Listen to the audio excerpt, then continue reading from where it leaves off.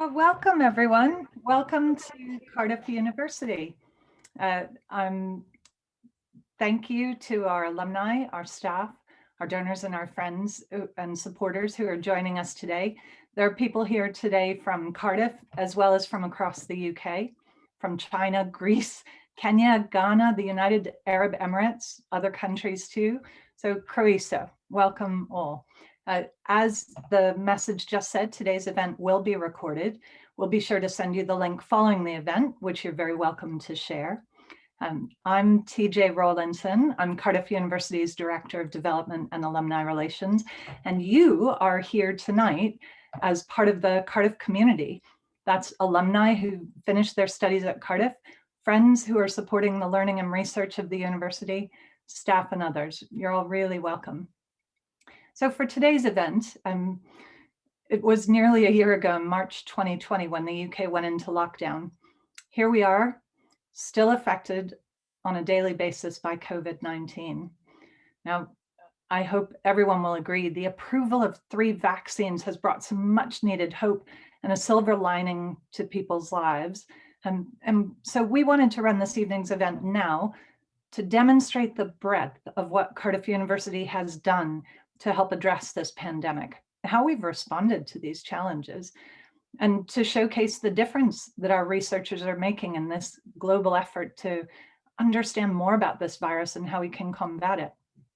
So to do that, I'm really delighted to be able to introduce 2 colleagues, Cardiff University's President and Vice Chancellor, Professor Colin Riordan, and our colleague, Professor Ian Humphreys. Now, Colin's going to give us an overview of what Cardiff has achieved as Wales's only Russell Group university, and he's going to discuss our amazing testing scheme for staff and students. Professor Ian Humphreys is Head of Infection Research in Cardiff's Medical School. He's going to talk about the research happening at Cardiff, particularly in the Systems Immunity Research Institute, and the role we're playing in learning about COVID-19. So tonight, there will be an opportunity for Q&A at the end of the presentations. If you do have any questions, you're welcome to enter them in the Q&A box, which is down at the bottom of your screen at any point. I'll do my best to get to as many questions as time allows. So I'll start by welcoming Professor Colin Riordan. Colin. Diolch TJ, doswaith dda, chroeso i chi gyd. Well, welcome everybody and good evening to you all. I'm going to just talk a little bit about, as TJ said, our response to the COVID pandemic and how we've managed things over the past almost a year, as TJ says. So just a little bit of background, which you may be aware of, but just to set the context. So we're the 5th biggest university in the UK. We have more than 30,000 students and more than 7,000 staff, and in fact, altogether, we're talking about 40,000 people. So this is something on the lines of a small town, which has made addressing the pandemic issues really quite acute over the period.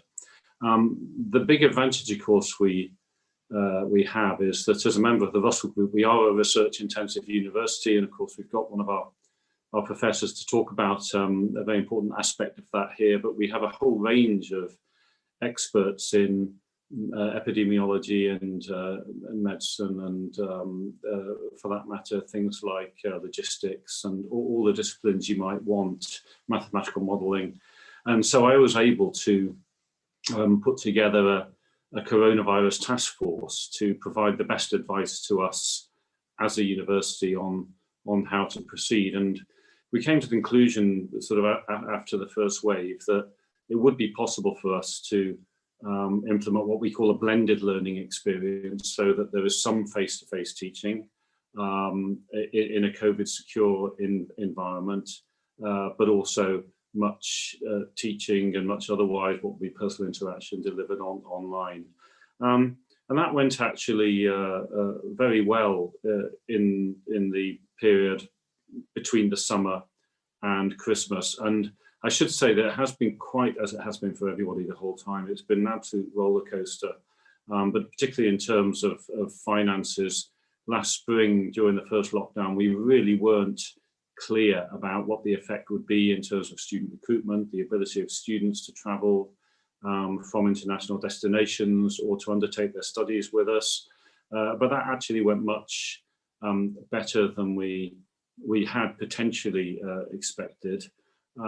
It's had a major, it has had and will have a serious effect on our income this year, but it's something that we budgeted prudently over the years, and we'll be able to handle the effects of that. We were very worried about the potential effect of Brexit as well on our research income, but actually we're going to be able to take part in the Horizon Europe programme as part of the agreement between the UK government and the European Commission. So actually, financially, although it's going to be a difficult year, next year will be a difficult year as well, we're reasonably confident that we'll be able to come through that, really building on the resilience that we have. So just in terms of the approach to the COVID pandemic, I think I'm proud of the way we've dealt with that. It's a fantastic way, the way that the staff have come together and really gone more than the extra mile, and it has been an awful lot of work and a huge amount of strain on people, and it remains there. But people have responded superbly. We've really tried to be very supportive both to our staff and our students. And I can't go through everything that we've done over this period because it is really extending now, as we've said, for probably much longer than we originally anticipated. But one of the major efforts we undertook was in the area of testing, our own in-house, what we call screening facility. In other words, testing for coronavirus, allowing us to test both staff and students who are coming onto campus, whether or not they had symptoms. In fact, specifically if they didn't have symptoms, if they had symptoms, we were asking them to self-isolate and get a test from the NHS, which is we actually have a testing site right here pretty much in the middle of the university. However, what I'm talking about here is our own coronavirus screening service, where we use a saliva test to allow people on a regular basis, students and staff, to come in. So at the moment, we're saying to students, come in on a weekly basis, have a test. We've got the capacity to increase that if we should need it.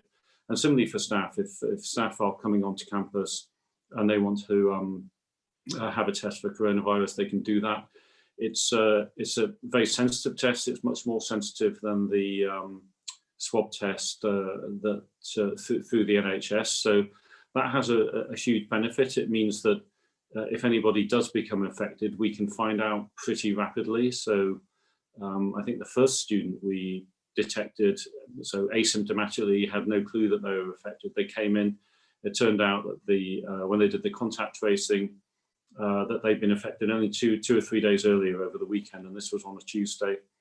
We were able to allow them to interact with the contact tracing through the local authority and Public Health Wales, and we traced another 5 students who were potentially affected and tested them, and actually managed to break that chain of transmission. And that's the key with this. We were able to break chains of transmission through having our own testing service in-house.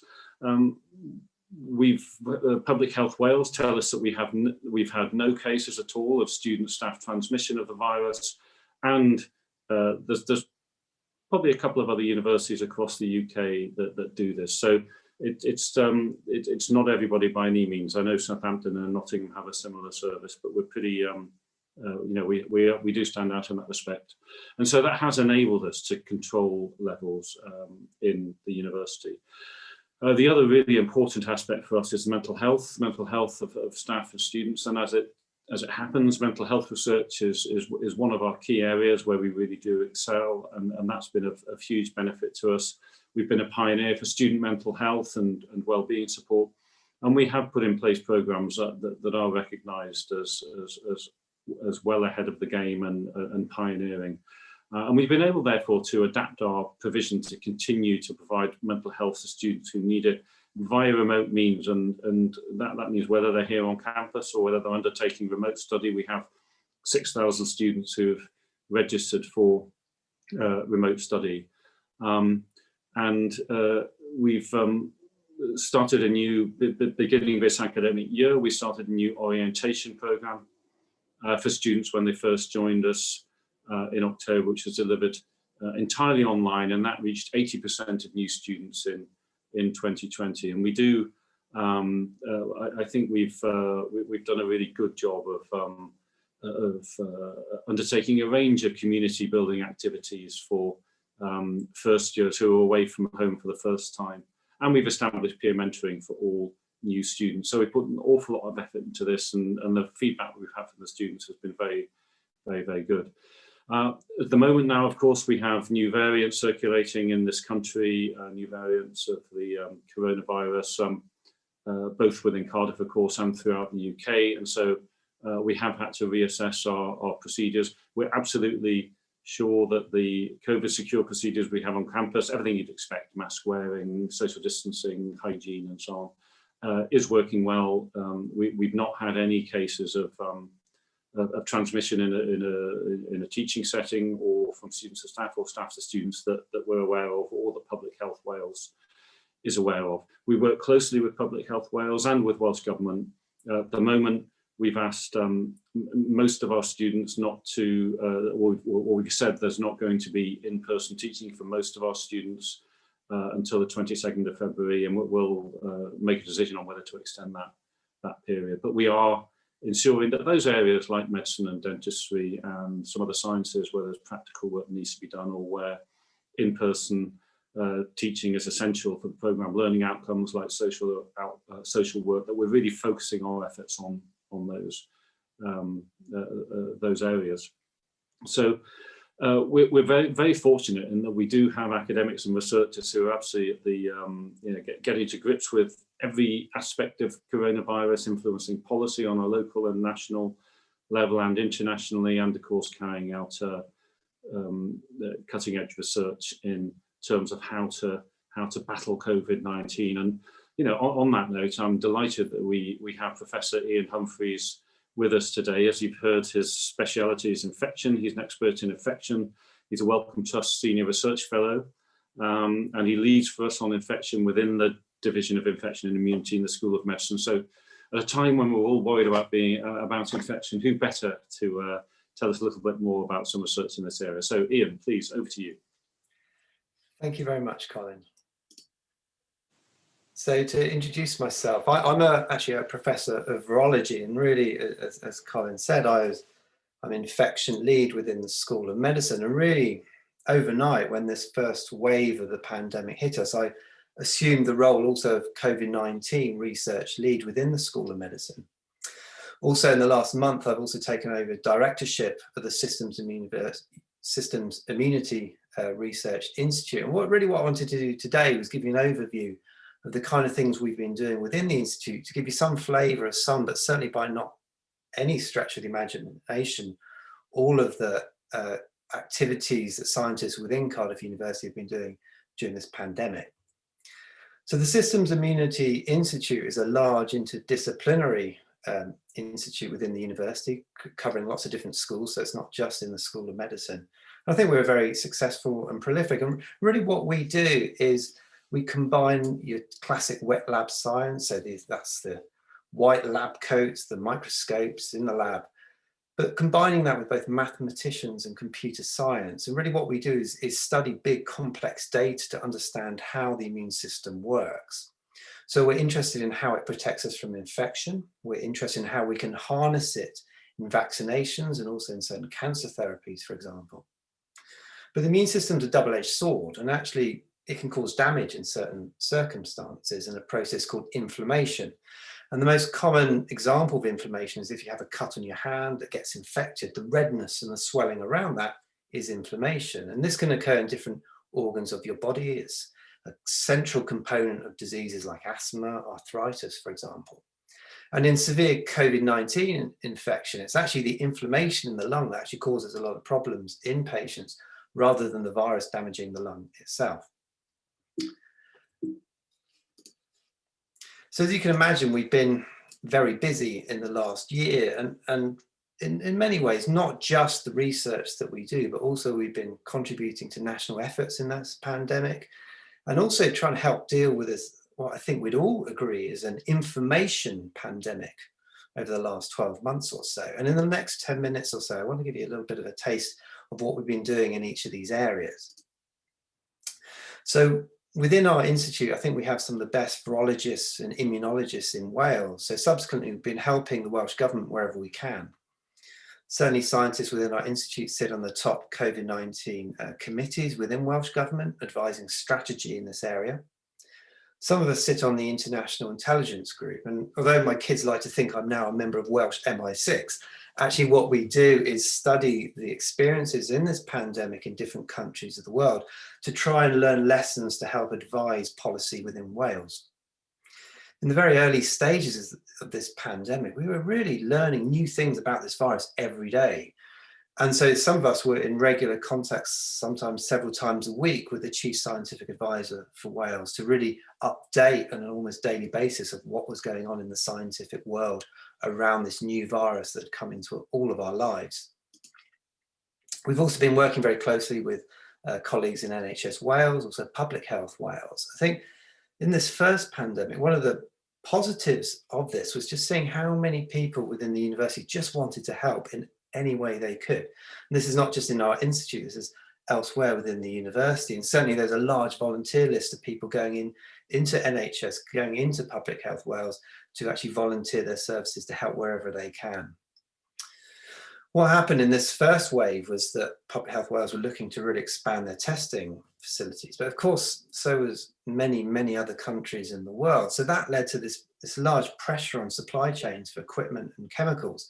So the university helped wherever they could in provision of these to help expand testing within Wales as quickly as was possible in the circumstances. In the School of Medicine, we've got the only containment level 3 facilities in the whole of Wales. So what these are is specialist laboratories that enable us to safely work with this coronavirus. And so what we've been doing recently is working with colleagues in intensive care units in Cardiff University to help them understand how long their patients actually shed infectious virus for. And this is potentially has implications both for patient management, but also keeping their staff as safe as they possibly can. The UK during this pandemic has really done a fantastic job at tracking this virus, seeing how it's changing over time using this process called sequencing. And actually the UK has sequenced over 3/4 of all COVID-19 causing virus strains in the whole world. And actually scientists within our institute have been playing an important role in national consortium efforts to sequence the virus, to understand what it looks like, how it's changing as it spreads in our country. As Colin's mentioned, we have in Cardiff University developed our own pipeline, and I'm certainly very proud of this and the very small part I personally played in developing this really professional and slick facility that's going to keep our staff and students very safe, as safe as they can be during this pandemic. We've also in Cardiff developed other diagnostics. So for example, ones that with a single drop of blood, you can detect whether someone has immune responses to this virus or not. And actually understanding who's immune to coronavirus and who's not will help us as we manage our way out of this pandemic. Because of our research interest within our institute, we've of course been studying immune responses in COVID-19. And we think this is important for a number of reasons. Firstly, it will help us predict what patients are going to do well, which patients are not going to do so well. It will help lead to novel therapies. If you remember that it's often the inflammation caused by the virus that causes a lot of the disease rather than the virus itself. It will help determine and identify and develop new diagnostic approaches. And unfortunately, although the pandemic will at some point pass, this virus isn't going to go away. We're going to have to continue to be making vaccines against the virus, develop better vaccines wherever we can. So understanding what the best immune response is to this virus will help us determine what the best vaccine will look like. And one of the ways we've been studying immune responses is really teaming up with and playing a major role in national consortiums. And this is really an amazing thing. So, usually scientists work in reasonably small groups and they work together. But what we've done in the UK Coronavirus Immunology Consortium is really work as a nation. So you have the best immunologists really in the country working together, sharing ideas, sharing reagents and samples to try and understand best as we possibly can what the immune response does during this disease. So we want to know how it relates to clinical outcome. What's a good immune response? What's a bad one? How does this really tricky virus try and hide from the immune system? That's going to be important as we design and make our vaccines even better.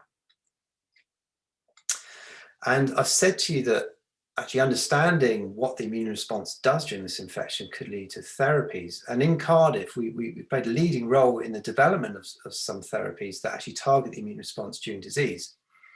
And one of these is this thing called complement. And don't worry, I'm not going to completely blitz you with immunological detail here. All you need to know is that complement is generally a good thing for us.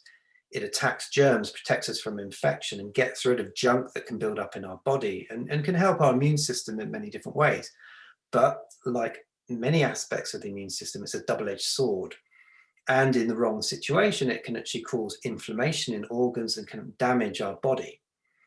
And what Cardiff scientists realized was that actually in severe COVID patients, there are high levels of this complement. And so what they decided to do was target this with a drug, so to bring levels of complement down. And they did this in severely ill patients and found really a remarkable, rapid and dramatic clinical improvement, at least in 4 out of the 5 patients tested in this very early study back last summer. And these exciting results have led to large-scale clinical studies now, understanding whether targeting complement can help in severe patients that really have no other therapeutic options left to them. We're not just interested in the immune response to this virus, we're also trying to target and kill the virus directly. And some of you may have heard that scientists in Cardiff are really interested in mouthwash and how that may be useful in coronavirus infection. Because the mouth, of course, is one of the places which the virus is expelled from. And we know that the virus is covered in this fatty layer on the outside. And we know that certain components of mouthwash can actually dissolve this fatty layer and therefore kill the virus. And we know that certain very common mouthwashes within 30 seconds of treatment probably stop dead the virus in its tracks. So we'd like to know, which mouthwash might work well, which is the best. How long does treatment work for? How long can you keep a mouth virus free? And are there any other treatments that might work even better? As I've said, we've got the only high-level laboratories in the country, in Wales certainly, that enable us to work with this virus. So we've really opened our doors to companies and other academic partners within Wales and elsewhere to help them develop other strategies to target coronavirus. And a lot of these collaborations with these different companies are driven by the Clinical Innovator Award Accelerate. And really, this has led us in some fascinating projects. For example, one with Royal Mint looking at virus-proof handrails, or with Swansea University seeing whether we can develop disinfectants that could potentially spray the inside of ambulances after they've carried a COVID patient. And a lot of this work is still ongoing. But beyond research, we've also been trying to tackle what I think you all agree has been a tsunami of information over the last year. And the problem is, given the speed in which this information is coming out, a lot of it doesn't undergo proper scientific, rigorous review before it's out in the public domain. And this is a problem for a number of reasons. Of course, these the new evidence shapes discussions around policy, around treatment, but also it can have an impact on mental health. I mean, how many doom and gloom sound bites have we heard that are associated with certain scientific findings coming out? And some of these are just simply not true. I mean, the classic recent example is these new recent variants of the virus and people saying that really this means that none of the vaccines will work and we're back to square one, and it's simply not true. So Cardiff University, scientists within our institute have tried to team up with Oxford University to really help get some clarity on the scientific literature coming out on COVID. So what we've been doing is set up this rapid assessment of new literature coming out. So this is really an army of PhD students and other scientists within Cardiff and Oxford. And what they've been doing is reviewing all the literature coming out around immunology with COVID-19 in an openly accessible manner, and really stating what are the key findings of this study. Is the research quality good? Are the interpretations of the research proper. And what's the progress of this particular study? What's the bottom line? And this started really as a little cottage industry thing that's just gone global. So this graph here highlights the number of views on the website, on the Oxford University main website, where these reviews are shown. And you can see from the time that this review process was developed, how many people are visiting and reading it. These reviews have led to high-level summaries. For example, a summary of the immune system was provided to the Minister of Health, Matt Hancock. These reviews are going to the leading international immunology journals. And also has led to a new way of publishing these live reviews, when we can constantly update an article highlighting, for example, a particular aspect of the immune system in COVID-19. And it's really a new way of publishing and scrutinizing data when there's such a rapid rush of information coming to the fore. And really, we're thinking about the future now, not only in this context, but thinking about these individuals suffering from long-term consequences of COVID-19, the so-called long COVID disease.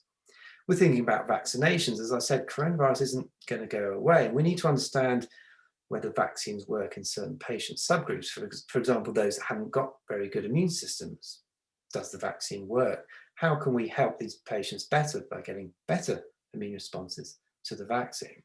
And we're also thinking about, well, what happens if another pandemic occurs? And unfortunately, there is a reasonable likeliness that this will occur, a reasonable likelihood, especially with things like global warming and deforestation that actually could increase the chances of a future pandemic in the future. So we need to be as ready as we can be for this. We're developing and thinking about new diagnostic technologies that can be very quickly adapted to a new virus that comes into the human population. We can have a reasonably good idea of the kind of viruses that will cause pandemics in the future, so we can start working on them now, understanding how we can stop them. I think inflammation, harmful immune responses are going to be a key component of any pandemic virus disease. So many of us are already studying in detail inflammation caused by viruses to try and identify novel therapeutic targets to go after. And I think in this pandemic, we've all seen how tackling and shaping or helping people's behaviors will also help. For example, how do you encourage someone to wear a face mask properly if it's seen that a face mask will stop transmission or reduce transmission of a virus? How can we encourage people to have vaccinations that have been proven to be safe and effective in rigorous clinical trials? And so certainly these are just some of the many things that we're already thinking about and working on to try and make us as ready as we possibly can be in the case that such a situation may happen again in the future. So I'd like to stop there and thank you for your attention. Wow. Well, Ian, I don't think anybody wants you to stop there. I think we're all enwrapped, and thank you. And thank you, Colin, for sharing some really exciting things about what Cardiff is doing for its students and its staff as well. I'm sure that there will be a lot of questions popping up. Can I remind people to use the Q&A function? I've seen 2 come in, but I also had a few that we had received ahead of time. So I'd like to start with that. And Colin, since you spoke first, I'd like to ask you the first question. Somebody submitted this before the session began. They asked how likely it was that the academic year 21-22 will go back to normal. What is normal? Well, that's the question, isn't it? What counts as normal? Depends what you mean by normal. I would very much hope and expect that it's very likely that it won't be as difficult as it is right now. How much closer to pre, as it were, the year before that, in 2019 or very early 2020 before the pandemic started, I think is quite difficult to say. But Ian will be able to comment on this much more knowledgeably, obviously, than I can. But one would hope that there will be sufficient proportion of the population vaccinated in such a way that it's likely to reduce the ability of the virus to circulate. And with all the caveats about new variants and how to control that, plus depending on what the government does in terms of border controls and vaccines coming in. I would hope that it will be a lot closer to what we would regard as normal than now, but I think anybody would hesitate to say it's all going to be fine and we'll be back to normal, because I think that would be quite hard to say at this stage. Ian, do you want to add anything to that? Yeah, I agree. So, I mean, saying the hope within the scientific community is, yeah, spring, summer, more vaccinations coming through. And remember, you know, last summer when the weather got better, people were outside more, the virus transmission did drop as well. So that will help us. So, yeah, I mean, I'm an optimist. I'd like to think that, yeah, the rollout of vaccination is very impressive in this country as well. And yeah, I'd like to think that that's really going to help bring transmission down in the coming months. So yeah, fingers crossed there'll be some sort of normality. We are getting questions kind of thick and fast, and I would love to get through as many of them as possible while finishing us by 6 p.m. So I'm going to start, and let's see what we can go through. Ian, first of all, academics had other research that they were working on before COVID hit. What's going on with that research in cancer, in other fields? It's still going, and you know, everyone wants to be in the lab doing their work. Obviously, there was a pause right at the start to figure out how can we do this safely. Once that was figured out, and massive effort from a lot of people in the university, people working whenever they can, socially distance, all hours of the day, so they can get their slot in the lab. And also there's the unsung heroes of the support stuff running our research buildings. They've just been there all the time during all of this. It's been fantastic. So we're doing as much as we possibly can, just like other industries. Brilliant. Okay, I'm going to go back to COVID. Ian, you're a member of Welsh MI6, and it makes me really proud to see the kind of Welsh connectivity between Cardiff University, Public Health Wales, the NHS, Welsh Government, right the way through to the First Minister. Is this kind of collaboration going to continue at that level with science at the heart of decision making post-COVID? I hope so. I hope that's going to be one of the positive legacies of this. And you know, we already work closely with our NHS colleagues, and that's now, I mean, I see that we've gone way beyond what we did before. So yeah, I sincerely hope that this is going to be a lasting legacy of this, you know, a silver lining.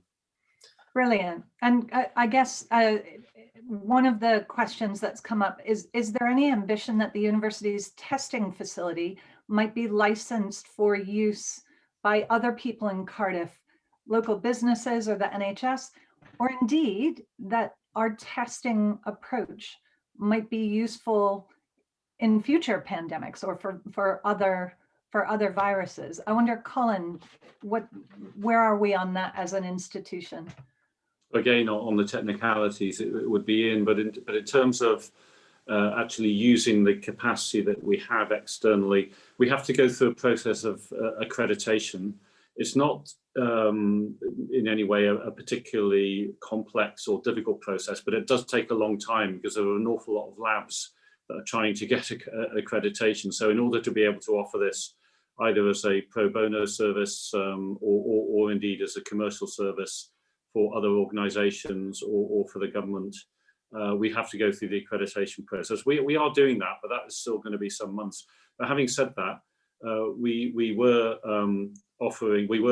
testing students from other universities before Christmas with special government permission. And given that it is a saliva test, and if people are careful, because you know you have to do well for various reasons, you just have to follow the instructions. But if you do follow the instructions, it is possible to get. It's just a lot easier to be able to take samples from people and then test them. So I think it is possible with this technology, which is not unique to Cardiff University, but we've got an awful lot of experience of using it now. I think it will come in very, very useful in other arenas as well.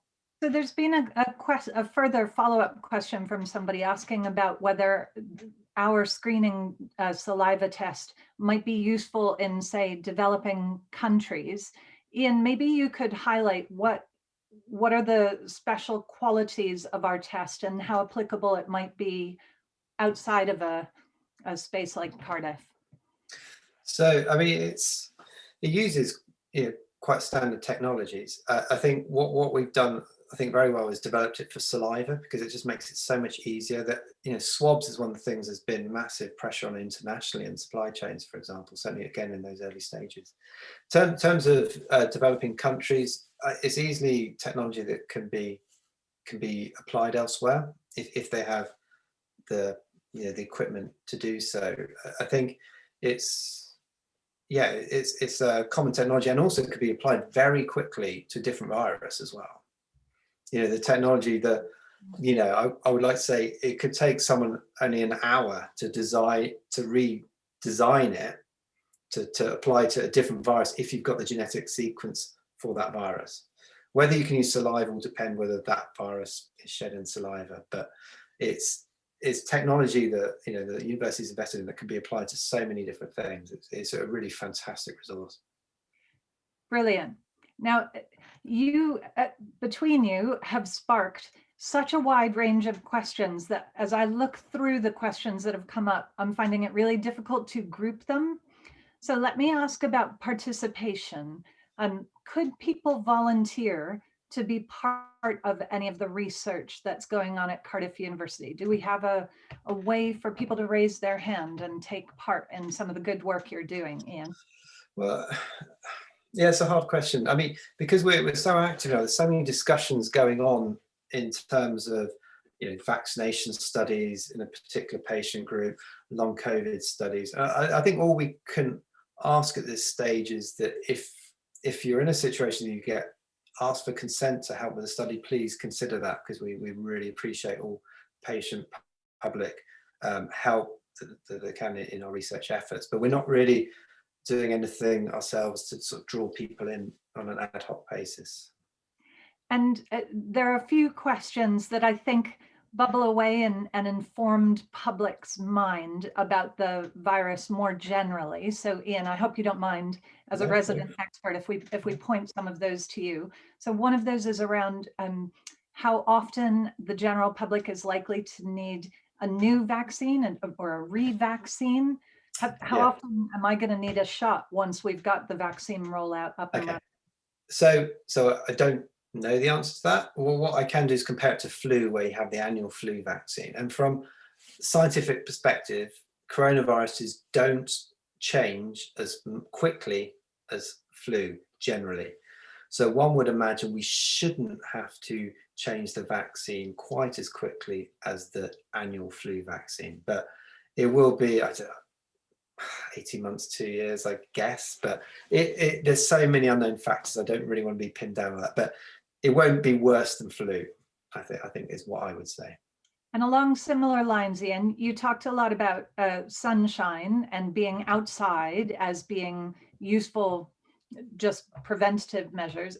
What about UV light? Is there anything in UV light as a way to help keep virus levels low? Yeah, there is. I mean, that's one of the things that, virus on surfaces outside doesn't last as long, and that's predominantly because of UV light that will deactivate it, like UV deactivates many viruses. We use it as a tool in the lab to kill viruses.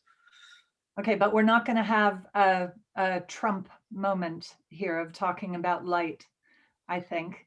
So we'll move on from there.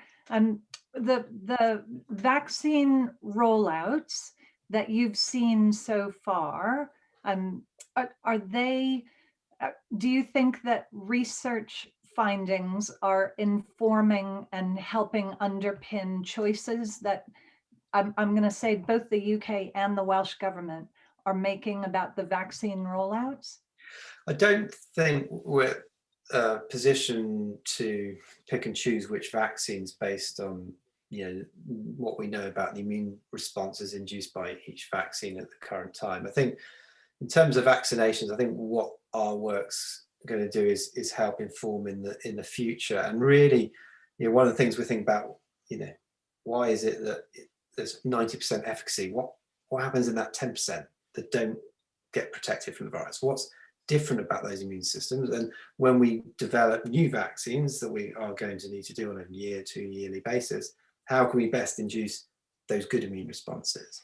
That's where it's going to be useful further on down the line. At the moment, the vaccine's available, they're both safe, they're both very effective. It's an amazing feat within a year of this virus not being in our consciousness to suddenly have safe, effective vaccines, way better than any of us really could have hoped for this time, last year, well, last summer even. Okay, so I have one more question for each of you, and I apologize that I haven't been able to cover all the questions that have come in, but we'll do our best to do so online with you individually.